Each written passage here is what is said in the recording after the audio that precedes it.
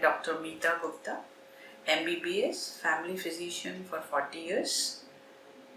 आज मैं आपको एक बात और बताना चाह रही थी जो मैं अपनी प्रैक्टिस में बहुत नोट करती हूँ कि खाने पीने की थोड़ी नॉलेज ना होने की वजह से हमारे पेट ज़्यादातर खराब रहने लगे हैं। छोटे बच्चों से लेके टीनेजर से लेकर के बड़ों तक, उसमें हम क्या एहतियात बरत सकते हैं। सबसे ज़्यादा जो नोटिस में आता है कि पेट में दर्द हो रहा है, जलन हो रही है, गैस हो रही है, दर्द हो रहा है, उल्टी या दस्त भी उसके साथ हो सकते हैं। इसकी प्रिकॉशन के लिए ये है कि देखिए, हम सब पहले तो घर में क्या खाएं। घर में हमेशा हमें बैलेंस डाइट और पका हुआ खाना पसंद करना चाहिए। कच्चा खाना जैसे सलाद और फल और सैंडविचेस हमें घर के खा सकते हैं, बट हाथ धो के सफाई से बनाए गए हों, तो घर के खाने में हम सब ठीक है। और हमारे पूरे दिन की डाइट में एक ही चीज़ की एक्सेस नहीं होनी चाहिए जिससे कि हमारे पेट को डाइजेशन करने में प्रॉब्लम हो। उसमें हमारे पास व्हीट की रोटी होनी चाहिए, चावल भी है, दाल भी है, सब्जी भी है, मौसम का फल भी है, दूध और दही। ये सब हमें, जिसे कहते हैं, नियम और संयम से खाने चाहिए।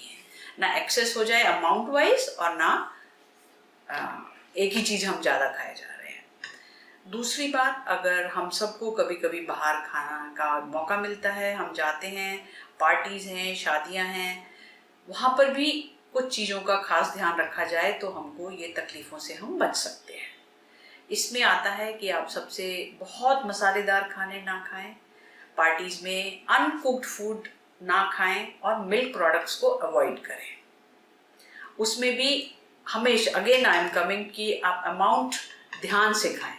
आपको भूख 2 पूरी की है तो 2 ही पूरी खाएं, और गरम उबलता हुआ खाना जो मिल रहा है उसको खाने से कभी भी इन्फेक्शन नहीं होगा। जो ठंडा और अनकुक्ड है उसमें बहुत हाई चांसेस होते हैं, जैसे कि चटनी, fruit juice, fruits, salad bars आजकल बहुत होती है, ये सब खाने से हमें बहुत होता है।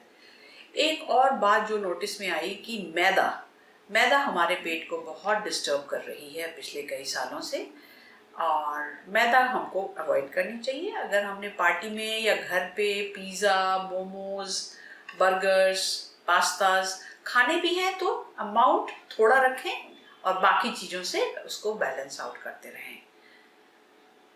अगर हम खा करके ऐसा खाना खा भी लिया थोड़ा और हम घर आए तो उसके बाद हमें फिर ठंडी चीज़ें और ब्लैंड चीज़ें लेनी चाहिए।